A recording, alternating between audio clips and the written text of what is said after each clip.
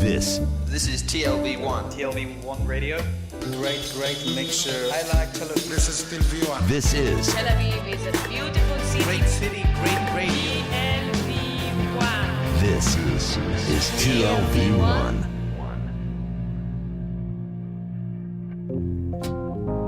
From the TLV1 studios in Tel Aviv, Israel, it's Louis Live! That host, me, Ari Louis. Good evening, everyone. Hope everyone is well. This is Louis Live, Tuesday at 7 p.m. on TLV1.fm. As always, you can follow the station on Twitter at TLV1.fm.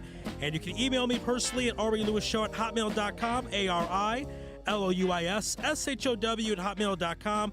We've got a great show tonight. We're going to have on Asaf Malka, who's a three-time champion Israeli runner. Danielle Goldstein, who is a show jumper. We'll talk with Daniel more about that. A Judo champion, Sagi Muki, who's going to be an Olympic hopeful. Hopefully he'll compete in a few years in the Olympics in Rio. But we're going to get things started right now, talking a little Israeli basketball, Maccabi Tel Aviv style, with our good friend of the program from Sport 5, Tal Heinrich. Tal, welcome back to the show. How you doing out there? I'm great. How are you?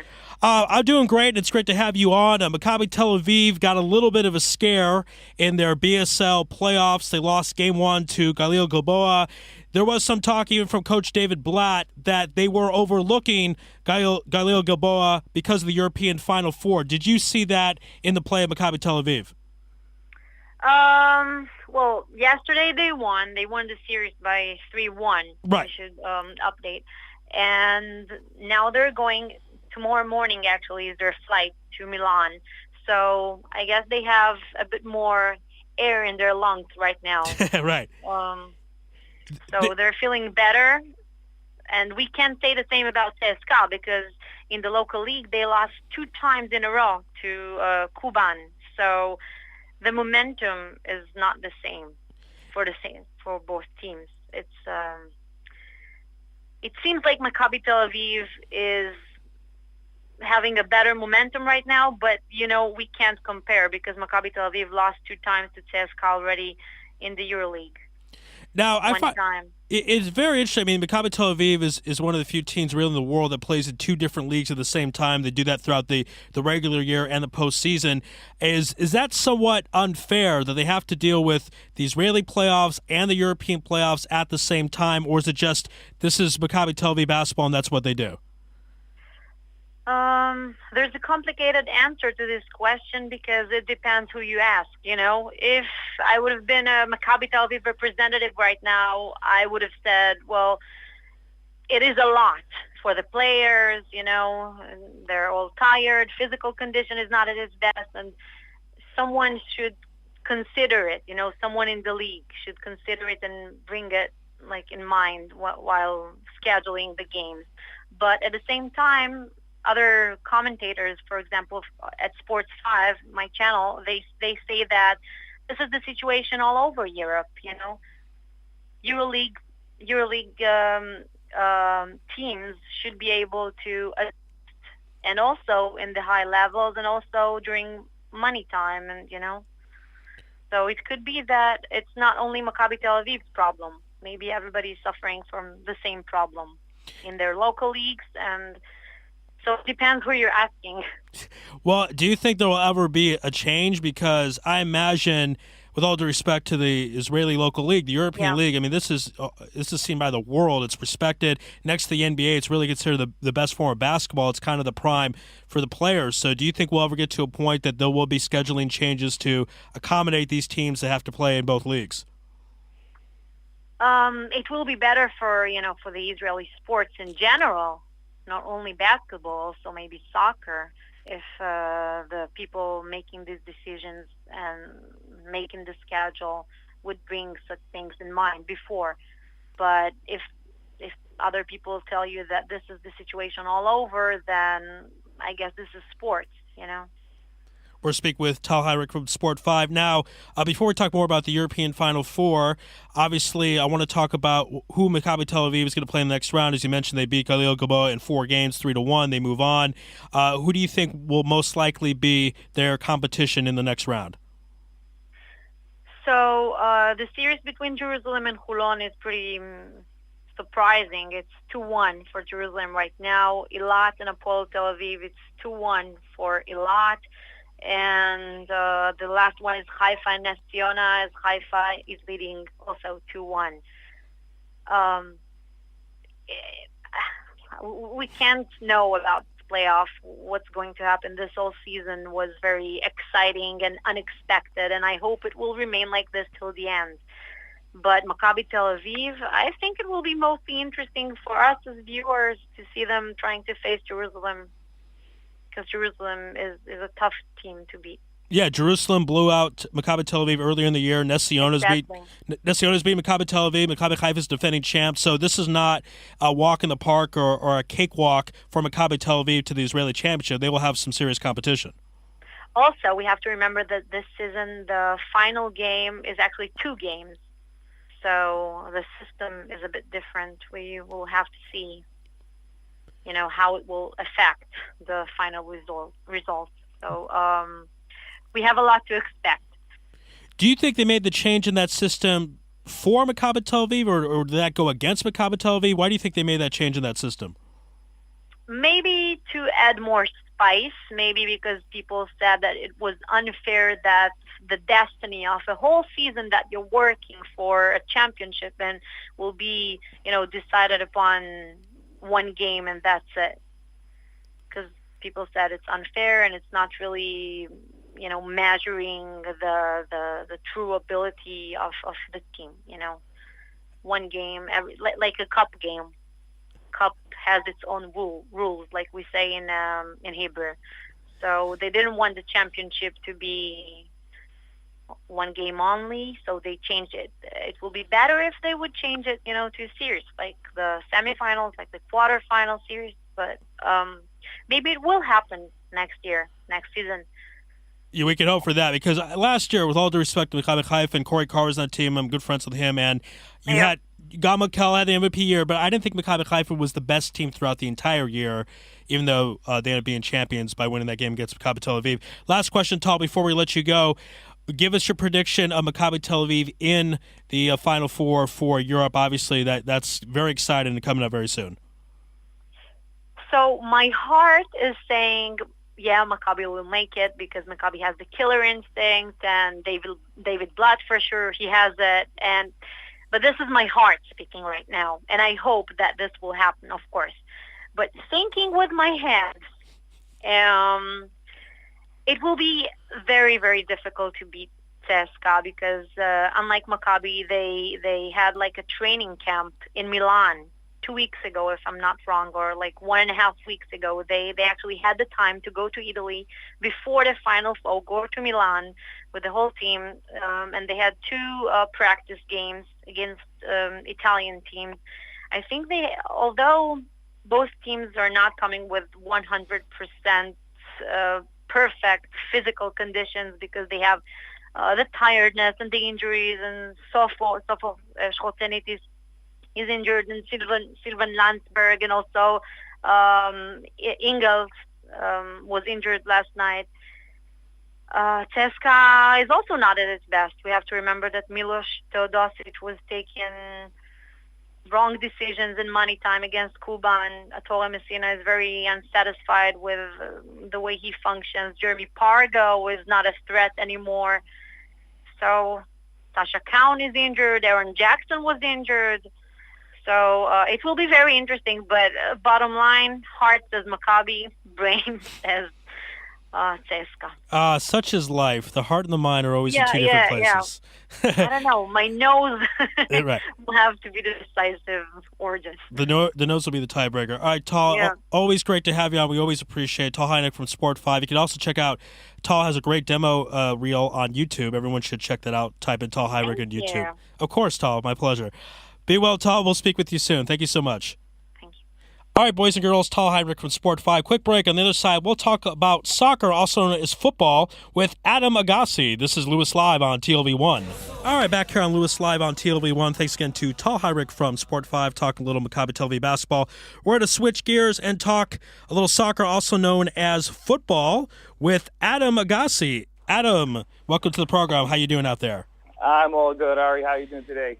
Doing wonderful, and of course, you're a lifelong Israeli soccer fan. You've been to pretty much every game in the last 10, 15 years, and big game that occurred, Kiryat Shmona lift the State Cup title for the first time. Very interesting story, because last year they were in the final. They lost, even though they were favored to win. How much was it redeeming for Kiryat Shmona to win after losing last year? Well, first of all, you should understand, and that's for all the Israeli soccer fans out there, and they saying soccer, not football. Sorry for that. But the fact that Kiryat Shmona lost last year in the finals to a team like Hapoel Ramat Gan, which are basically the team who went into the second division in the end of that season, meant most wild and wanted. That's the reason they wanted to win this year, even more than they wanted to win last year. And that motivated them, the whole team as a whole, the fans, the city, and pretty much, people all around the country, except for Netanya fans, of course, to win the team and give it the best effort they can. So, I mean, they were thinking about this the entire year. This is not – because a lot of times players will downplay this type of thing. They'll say, we take it one game at a time, or it's just another game or whatever. But they've been targeting this for the entire season. You could say they were targeting this for the entire season, but they were especially targeting this after the first round of the Cup. I'll take you back, and if you remember, basically the big teams, Maccabi Haifa, Maccabi Tel Aviv, Hapoel Tel Aviv, they lost in the first round of the Cup. And once they did and they lost, that gave Kiryat Shmona the chance actually to see that they have a really good chance to win the Cup this year, especially after losing the Cup in the finals last year when the big teams did not get relegated at the first round. Therefore, that gave them a lot of motivation and extra pressure, and the fact that they stood with that pressure and they did not, lose the Cup even going into extra time, just, give them as much credit as possible for that. Now, can you tell our audience and the fans how valuable the State Cup is in the world of Israeli soccer? Because some say it's not as big a deal as other championships. Some say it's the best. What are your thoughts on the issue? Well, first of all, there's no doubt that it's not the best. The best is winning the league. The Premier League has way more prestige. It's number two, that's for sure. But when you see a team like Kiryat Shmona, who have only one championship in their records throughout history, and they got their first cup this year, then you can definitely say that it's extremely, extremely, extremely important for the club, and not only for the club, but for the whole Israeli soccer as a league. That gives chances to other teams, that are around, that have fan base just like Kiryat Shmona, which is very small. Kiryat Shmona today has around, I would say, average not more than 700, 800, or 1,000 fans in their home games. But that gives a chance to other clubs, smaller clubs, for example, Maccabi Petah Tikva, or even Hapoel Ra'anana, who have the similar fan base and even bigger, infrastructure to succeed, to see forward and look to the future and say, hey, we got a chance. If they could do it, we could do it. And that's very important for the whole league, I think. Now, Netanya's head coach, Yossi Mizrahi, showed a lot of class. He said it hurts. He said only one team can win the Cup. They played better tonight. They deserve all the credit. He talked about, though, he wasn't disappointed in his players because he thought their players really gave it their all. You don't always see that said from the losing head coach. Talk about the class of Netanya, who lost the State Cup. Well, first of all, you got to give it to Yossi Mizrahi. I mean, this guy, this coach, he's a big, big veteran. He's pretty much seen everything in Israeli football history. He's been up, he's been down. Now he went to Netanya this year to the second division, which you can't take that for granted, especially not a coach who was coaching Beitar and took them to a championship just a couple of years ago. And the fact that he went down to the second division, took them straight forward back in 1 year to the first division, took them to the finals of the Cup, okay? Brought 20,000, I think, between 19 to 20,000 fans to Ramat Gan Stadium. Finished the game. Their expectations were still high because you can't forget, Netanya is a big club. Although in second division, it is a very big club in history in Israeli football. And when he went to talk to the TV in the end of in the interview, he said he's backing up all the players, and I think the guy is really humble and he deserves a lot of credit, and I see a big future for him. And the fact that he didn't blame his players, that just says it all, I think, about the guy. Now that we have the State Cup out of the way, give us your prediction of who's going to take the first prize in Israeli soccer. The first part of the what do you mean, next year? No, I'm talking. You talk about the whole season. You were talking about that's the most important thing that's looked for in Israeli soccer. What are some of the teams? I mean, you've seen all these different teams throughout the 10 years. Tell us about some of your memories of the better teams currently in Israel. Well, listen. First of all, I gotta be honest. I'm a Maccabi Tel Aviv fan. We'll still have you on the show. What? I'm saying we'll still have you on the show. I hope so. That saying, I could definitely tell you that in the last 10 years, I would definitely say that Hapoel Tel Aviv, when they took, they had that great season where they took the championship and the cup. That was pretty much one of the biggest teams in the last 10 years in Israeli soccer. You did have, of course, you can never forget the 3-year streak of Maccabi Haifa. They had a back-to-back season where they took 2 championships, and then the third season they had a lot of pressure on them. There were lots of changes in the team, and they still took the 3rd straight championship. Again, Maccabi Tel Aviv of last year, I think, is better. It was a better team than this year, although they had a really, really, really good campaign in Europe, in the European League. Of course, beat teams like Stuttgart, Frankfurt, not Stuttgart, from the Bundesliga in Germany, which is a great achievement.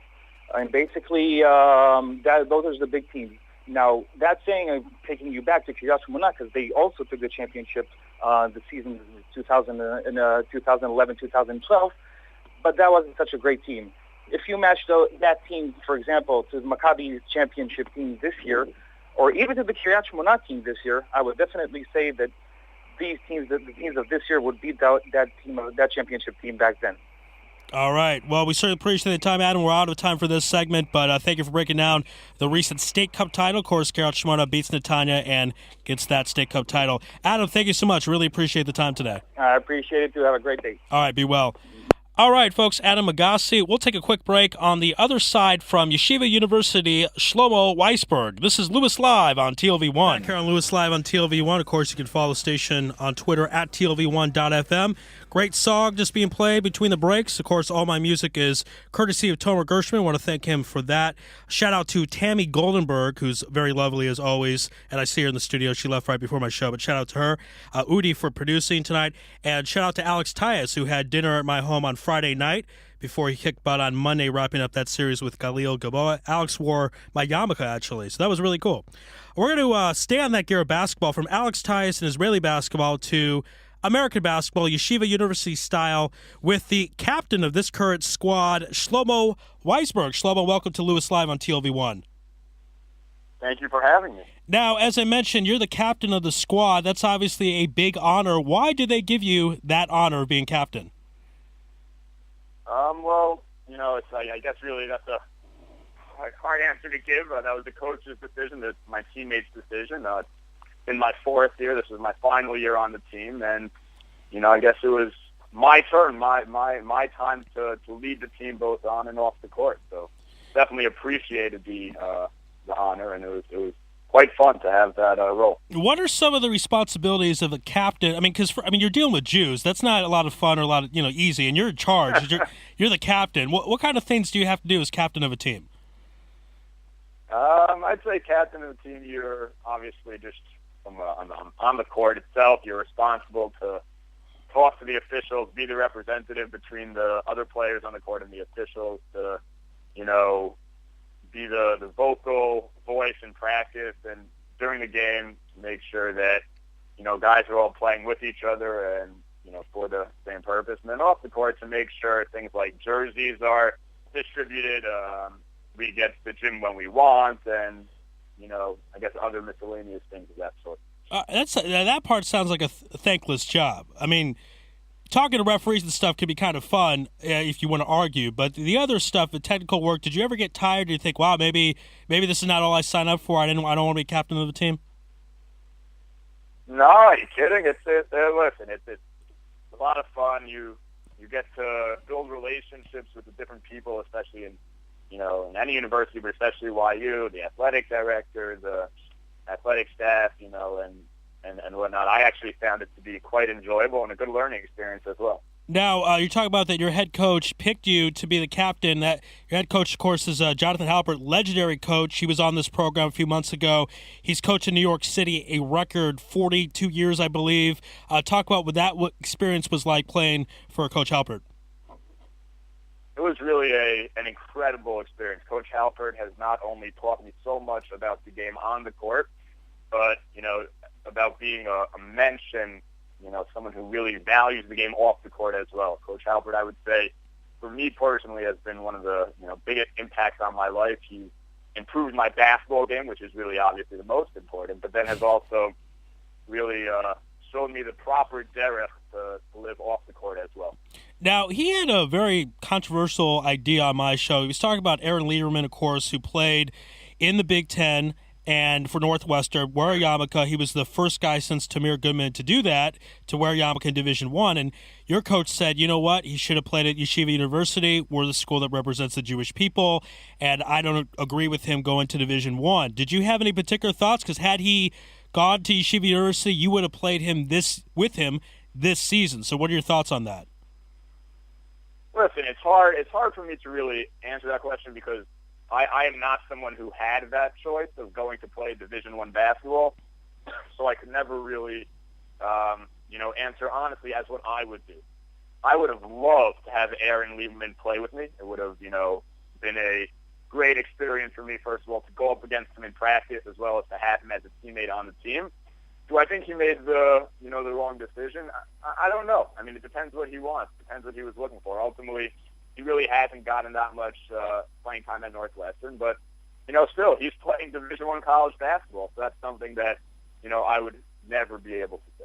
Now, you guys at YU, because this is the freshman year for Aaron Lederman, you guys knew about Aaron for years, I imagine, and did you think, wow, we might play with this guy? I mean, how well known was he in the Jewish basketball circle up until he made his decision to go to Northwestern?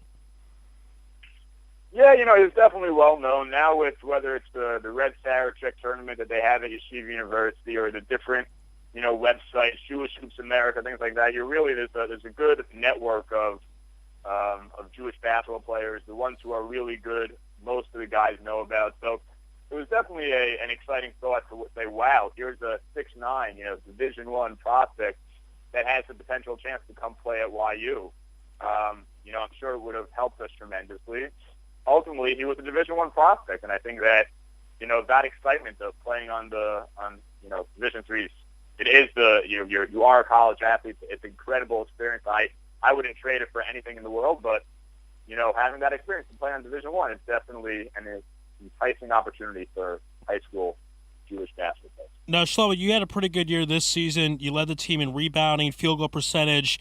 Now what happens with your basketball career? Because you complete the college basketball, you're 22 approximately. Where do you go from here playing-wise? Is it just now just for fun and it won't be as organized as it was in the past? Yeah, I would say that now I'll be a regular at the NCSY basketball tournament or, the different leagues that they have in New York City, whether, Jewish or non-Jewish. I'll try and find every opportunity to continue playing ball. I love the game. And, I'd say that I would have never thought that I would have had the opportunity to not only play on Yeshiva University's team, but to really be a impact player on the team. And to have that opportunity, looking forward, if something comes up, that would be great, but I'm so happy with where my basketball career has taken me up until now. And last question we have for you, you're the head broadcaster for, I believe, Max Live? What is that exactly? So Max Live is the voice of the Max during the year. Those games I haven't broadcasted because I'm obviously on the court playing, but it's also the voice of the Red Sarachek tournament. The Red Sarachek tournament is a tournament for 18, 20 high school teams, Jewish high school teams from across America to come and compete for the national championship. So I helped run this past year I was the head broadcaster there. I actually had the privilege of calling the championship game there. All right, good stuff there. Well, from one broadcaster to a fellow broadcaster, thank you for being on the show tonight. Of course, it's the day over there in New York, but here it's nighttime. We appreciate the time, and all the best. You know, if you're playing basketball on the playground, it's always fun to play, and I never forget that, of course. Yeah, thank you for having me. I appreciate the opportunity to come and chat with you. Sure. All right, be well. We'll speak with you soon. Have a good one. All right. Shlomo Weisberg, everyone, the captain of the YU basketball team. Quick break. On the other side, we'll speak with Asaf Malka about running. This is Louis Live on TLV1. Back here on Louis Live on TLV1. I don't know what that song was, but it was pretty cool. Good stuff, of course. Tomer always gives me the best music.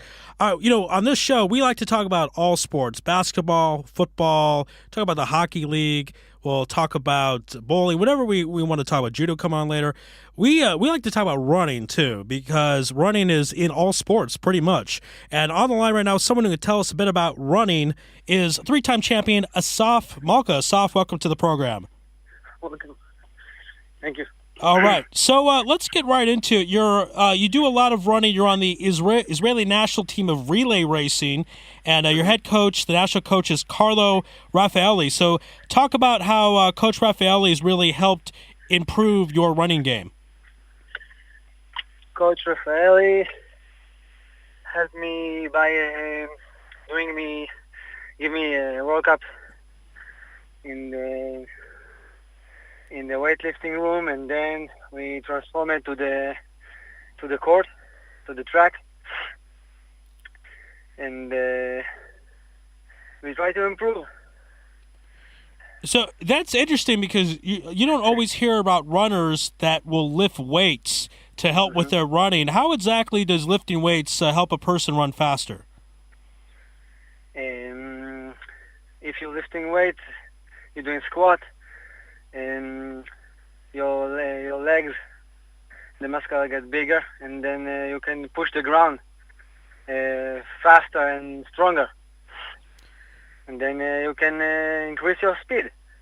I think if you look in YouTube, you can see that all the great athletes, the runners, are doing this kind of work, and resistance work too, but mostly weightlifting.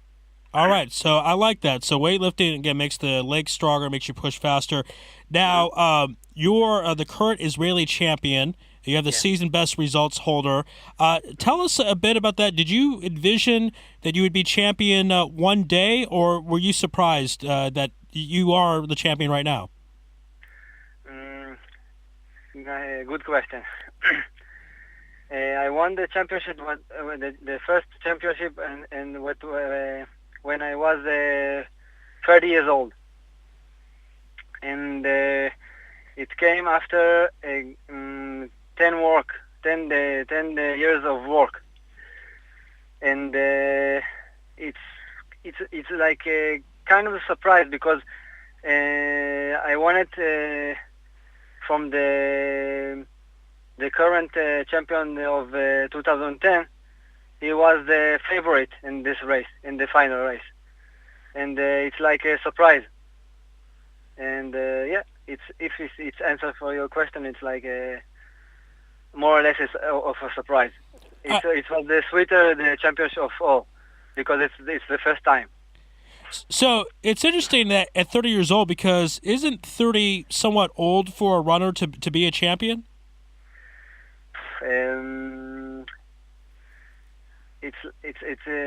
I think if you look at American sport and American athletes, if you take the age of Justin Gatlin, is the current I think leader in 100 meter in USA, is like kissing the 30s. I think he's 28 or something. And if you look like in the higher levels, if you know Kim Collins, he's like 38 years old. He's going down from 10 seconds. He's running 9.99, and Dwayne Chambers is like 36 years old. He's running 9.92. All right. If you see like in the world map, you can see a lot of, not a lot of maybe, but guys that if you practice hard and you stay in shape, you can beat the younger guys. So basically, age is just a number. Age doesn't have to stop anyone from running. Of course. I like that. All right. We're speaking with Asaf Malka here on Louis Live on TLV1. Now, it's interesting because running many times is known as an individual sport, but being that you're on the relay racing team, that becomes a bit of a team sport. So do you guys have to train and practice together a lot because you're working together, or can you do something separately and then do some things together? Of course, we try to improve our personal best to be good as a team, because if everybody to himself is gonna be good, eventually the team will be good. And we practice. We try to practice a lot, because if we don't have the quality like Jamaican or, of course, USA or a lot of European countries of teams, so the good way to beat like good sprinters like Jamaican or USA team, or like Nigerian or African team, you need to practice a lot. Because of that, all the time you see in the US team a lot of not passing the baton good, because I think a lot of the how do you say it? What? It's like they want to like Gatlin is good, and then this guy good, and gay good. Everybody is good because of that. They don't practice a lot, and the way to beat this team, you need to practice a lot. Oh, for sure. Obviously, practice is a big part of the success. Last question before we let you go. Of course, you were in a European Championship about 5 years ago in Italy. Tell us a bit about that experience. It must have been very rewarding. And it was like a mixed feeling for me, because I go there like the Israeli champion in 60 meters. It was indoor. It's not outdoor. It's like it was indoor championship, and I try to give my best in the heat, and I sustained like an injury, and it was a misfortune to like not to succeed to pass a round. But it was good, because you come to this championship, you see all the great name that you see only on TV. And you like amazed. Damn, they're good. They're big and they're strong. And you like take a sample of them. How they work, how they train themselves to the race. It's like a good experience. All right. Well, that sounds fantastic. And Asaf, congratulations on the success. We appreciate you being on the show tonight on Louis Live. Thanks a lot. All right, be well. That was Asaf Malka, everyone. Quick break. On the other side, we'll talk with Danielle Goldstein about show jump racing. Very interesting topic. This is Louis Live on TLV1. All right. I talked about the last segment. We talk about all sports on the show. Again, basketball, football, hockey, baseball, bowling, on and on and on. We just talked about running. We're now going to talk about show jumping with one of a very well-known show jumper on the air from the Israel equestrian team, Miss Danielle Goldstein. Danielle, how you doing out there? I'm doing great. How are you? Doing wonderful. And, of course, want to thank Ellie Klein for setting up this interview. Of course, Ellie's a good guy. Before we go into more... Great. Yeah, he's awesome. Now, before we go more into detail, give our listeners a little background about your professional career as a show jumper. All right. I started riding when I was a kid. I think I was like 7 or 8, and I sort of rode all through my what they're called junior years, so all through my teenage years, and I competed, all over the world. And when I was in college, I didn't ride so much, and then after college, I got back into the sport and declared my professional status in 2011, I believe. I've been sort of riding, competing, training. I've been training horses. I've been training people. I've been training myself. and competing sort of worldwide since then. All right, so you talk about 2011 become professional. How's the 2014 season going for you so far? Actually, it's been amazing. It's probably been one of the best seasons I've had so far. I got a new horse in last September, and sort of a new partnership. It took us a couple months to get to know each other, but once we did, we had some amazing success. We had some really good results in some big competitions down in Florida. We qualified for the World Games, which are coming up in August. We actually had a super season. I was really excited about it. Yeah. Now, I understand in March you helped pull together the first ever Israeli equestrian team for an international competition in Florida. Tell us a bit about that. Yeah, it was the first time ever that Israel was represented by a team in a Nations Cup competition in any equestrian discipline. So over the years, there have been, a lot of different individual equestrians that have represented Israel in different disciplines, which are like reining and the Western disciplines and in para-dressage. And we've had individuals go to the Paralympics, but this is the first time that Israel actually had a team, and we were able to sort of raise the flag together. And this Nations Cup competition there's only a few team competitions throughout, the year and the season, and this is one of the biggest ones all year down in Florida. And we were able to pull together a team of 3, and it went great. We were really happy. We're speaking with Danielle Goldstein here on Lewis Live on TLV1. Let's talk about, as I understand it, the Israel equestrian team, they're funded by a new nonprofit organization. It's called Team Israel, which stands for, if I got this right, the Queen Athletics Mission Israel. So what exactly is the mission of this organization? The mission of the Equine Athletics Mission Israel is to help support equestrians, because mostly the equestrian sport is really more an individual sport. As I said, there's really only a few team competitions throughout the year and then throughout the calendar. So the idea of the nonprofit is to help fund these individual riders in order to bring them together as a team.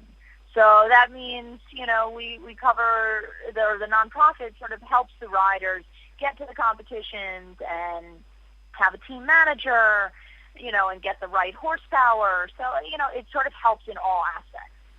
So do you think at the end of the day there's a bright future for this sport in Israel? I do. I think there's a really bright future. I think it's growing tremendously over the years. It started, I believe, in either 1963 or 1964. That was, I think, right when the national federations began in Israel to really sort of help govern the athletic sports end of the riding disciplines. And it's really been growing tremendously over the past few years.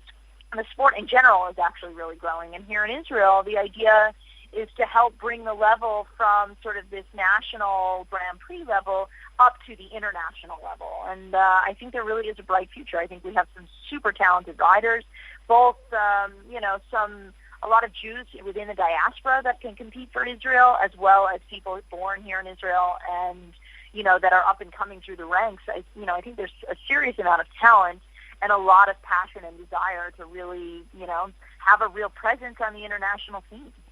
Now, I want to ask you, because researching for this interview, I see that you have quite a fan following, especially Facebook. You have a very big Facebook club. What does that mean to you, that you have so many fans? Did you ever envision that you'd have people follow you and follow your actions, what you do in an athletic world? No, to be honest, I never imagined it. I sort of was humble about the fact that, I like riding. I love horses, and I've sort of always loved competing and riding. But for me, it was, I cared, what was going on, and all I ever really thought about was my career, and in a personal sense, I never really thought that people would get behind it and support me and support the industry. It's such an amazing, overwhelming feeling to go onto my Facebook page and see that people like care about the competitions that I'm doing and follow the individual horses, and it is amazing. I never expected it, and I really wouldn't trade it for anything. It's a great feeling. Yeah, and I saw, Danielle, in the Facebook group that you put you're going to be on this show, so I appreciate that. Hopefully, they all read it. They're listening to this. And, yeah, I hope everybody tunes in. Yes, of course. And a last question we have for you is, when people are kids, they have certain dreams about being an athlete. Usually they dream of being, Joe Montana or Michael Jordan or a good baseball player. You know where this is going. How did you dream of being a show jumper? How'd you get into it? You know what? I came from a very sports-oriented family, an athletic family. My father was a professional squash player. My mother was a semi-pro tennis player. My brother played tennis in college and now plays golf semi-professionally. So I came from a very sports-oriented family, and I played tennis competitively as a kid. And, to be honest, I sort of fell in love. I always wanted to. Sports were always a really big part of my life, and I really wanted to excel somewhere in sports. And I was introduced to horses when I was like 7 or 8, and I fell in love instantly. And I remember, I came to Israel for my bat mitzvah when I was 12, and I remember thinking, God, I got to ride for Israel one day. That would be awesome. And I remember thinking, this is how I'm going to go to the Olympics, because for me, I always wanted to go to the Olympics. From when the first time I can remember, all I thought was, I want to go to the Olympics and I want to raise the flag, and it sort of, that's where it all sort of came from. And I was like from a very, very early age. All right. Well, that's a good answer. I like that. Yeah, I'm sure you've been asked that question before, but I wanted to get your take on the issue. Daniel, thank you so much for being on Louis Live on TLV1. Good luck in the rest of your career, and we certainly hope to have you back on the show very soon. Thank you so much. All right. Be well. Danielle Goldstein, everyone. Quick break. On the other side, we're going to talk some judo. Don't miss this. This is Louis Live on TLV1. Back here on Louis Live on TLV1. This really has been a show of like a variety of different sports. Have soccer, basketball twice, running, show jump racing. And now we're going to keep on going with all the different sports. On right now is Olympic hopeful in the sport of judo. Please give a warm Louis Live welcome to Sagi Muki. Sagi, welcome to Louis Live on TLV1. Hi, hello. Thank you for inviting me to this show. I'm very glad to talk with you, Ari. All right. Well, we're certainly happy to have you on. Of course, you're in a good mood because you've been very successful recently. The Judo Grand Slam. I mean, what I've read about it, Sagi, is that you were pretty much unstoppable. A 73-kilo division, that was yours. Tell us what that meant to be victorious in that. Yeah, it was a very great day for me. I was have a very beautiful and nice fight. And I was very happy the day end like this, and I was took the gold medal, and I put our tikva in Azerbaijan. All right, so heard Tikva on the podium. That's always a nice feeling. Did everyone shake your hand? Because I know there was a few years ago a wrestler got on the podium, and some people wouldn't shake his hand because he was Israeli. Did you get any of that, or people shook your hand? Yeah, they shook my hand, and I was very surprised that I saw all the Azerbaijan crowd standing up for the Tikva. Oh, awesome. And it was very exciting for me, and really, really special moment. Now, this really has kind of been the year of judo in Israel because you had Yordan Gerbi be called the Athlete of the Year. She's only 24. That's judo. And Israel has a long history of judo. It has more medals in judo than any other sport. So what does that mean to you, being a part such of a rich history of Israeli judo?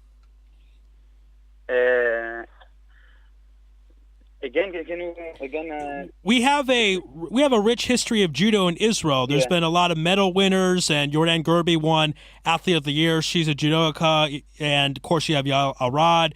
You have a lot of different people. Now you're part of that tradition. So what does that mean to you to be part of such a great judo tradition here in Israel? Yeah, I understand. It's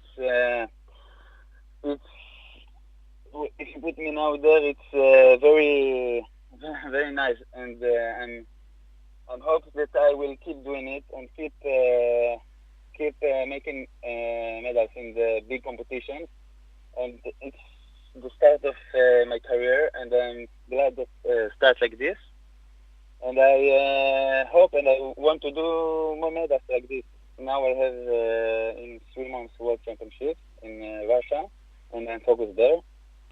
And of course, the main goal and the target is Olympic Games. Yeah, But I have a lot of competitions before. Now I focus them. You understand? It's the World Championships and the European Championships. right. So all these championships are basically preparations for the Olympics. The Olympics in 2 years in Rio. You'll be 24 then. Is the 24, would they say that prime judo age is 25, 26, somewhere around there? I mean, how do you feel? You feel that you can improve and get better from where you are right now? You're only 21 right now. Yeah, I feel that I only growing up and be stronger. If I see my medals from last year, I only go up in the ranking and I get better. And I will do my best in the Olympics, of course, and I will work harder because people saw and know my techniques and know how I do. So just now I need to work harder, and I hope that in the Olympics everything will be correct and I will take a medal. This is the target. Is that a lot of pressure for you, Sagi, that you're an Olympic hopeful? A lot of people are looking to you to potentially win a gold in the Olympics in front of millions of people, billions of people in a couple of years. I mean, you're very young to handle that type of pressure. How do you feel about that, about representing Israel on such a world stage? Yeah, it's a pressure, and I take the pressure, and I want to move him and to put him in a good way. You understand me? Oh, yeah. You not to take it and make him and not to get the pressure to take me to the bad way. Not to make him you basically growing up on me. You understand? Yeah, you got it. The pressure's there anyways. You might as well use it for the good. You might as well use it to help you because you can't get rid of it. You know, you're not gonna hide if you're gonna be in the Olympics. Everyone's gonna know about it. Also, of course, to be at the level of judo that you're at, you obviously have to have serious training. Tell the audience what a day is like in your life, training for World Championships, training for the Olympics. Okay, it starts in the morning training. We have two trainings in a day. In the morning training, gym, running. Then I have a physiotherapist. I go to physiotherapist and psychologist, and then I have an army. I go to the army. I have more 5 months in the army. So I go into the army, and then I go back to Wingate, have a little rest, and go to evening training. All right. That sounds like a pretty full day. That's pretty impressive. It's a long day. Well, you know what? I'm sure it'll all be worth it when you get the gold in the Olympics and when you win those World Championships. And, of course, Sagi, I want to thank you for coming on the show tonight because I know it's your birthday in a couple of days, so I want to say happy birthday to you. You'll be the old age of 22. So, obviously, you have a long way to go in the world of judo, and we certainly will keep tracks on your career, and we'll certainly have you back in the future. But thank you for being on the program tonight. We really appreciate it. Thank you. I'm very glad to talk with you. Absolutely. Be well, Sagi. We'll speak with you soon. Thanks. Bye. All right, Sagi Muki, everyone. So when he wins the gold in the Olympics, you guys can all say you heard him on this show, 2014. The Olympics, of course, 2016 in Rio. So we'll keep an eye on Sagi's career there. That's going to conclude our show for tonight. I want to thank everyone for listening in. We're going to try to get you some more great interviews next week. A couple weeks, hope to have Bryn Jonathan Butler, who has a new book coming out. He is the director of Hero Trado Madness. actually known as split decision now, the story of Guerrero Regondo. A very interesting story. We're going to hope to have on Brad Greenberg in a couple weeks. I know I've been saying that for a while, but we have caught up basically with everyone that I promised will be on the show. For example, we had on Shlomo. I told you he would come on, so I try to keep my word on that. Regarding tonight's show, again, want to thank all our guests. We started the program off with Tal Heinrich from Sport 5, breaking down Maccabi Tel Aviv, saying it's a little bit of a disadvantage. They have to play in both the BSL playoffs and the European playoffs as well, but they're doing pretty good so far. Then spoke with Adam Agassi, who talked about Kiryat Shmona winning the State Cup and how valuable the State Cup is in the world of Israeli soccer. Then, of course, Shlomo Weisberg, who is the captain of YU. He's a senior, so this was his final year in college basketball, was a captain, and, of course, played for legendary coach Jonathan Halpert. And Shlomo talked about whether or not Aaron Lieberman should have gone to YU instead of Northwestern. We then spoke with Asaf Malka, who's a champion and part of the national relay racing team, talking about how running is usually an individual sport, but you have to be a team when it comes to relay racing and passing the baton. Danielle Goldstein is a show jumper, very well-known show jumper, and talked about how she got into that sport, which is a pretty fair answer from Danielle. And then we wrapped up the program with Olympic hopeful Sagi Muki, who fresh off winning a gold medal in the Judo Grand Slam. So we certainly appreciate everyone's time. Again, you can follow the station on Twitter at TLV1.FM and email me personally at Ari Louis Show, ARILOUISSHOW at hotmail.com. And as always, that's it for tonight. God bless and good night.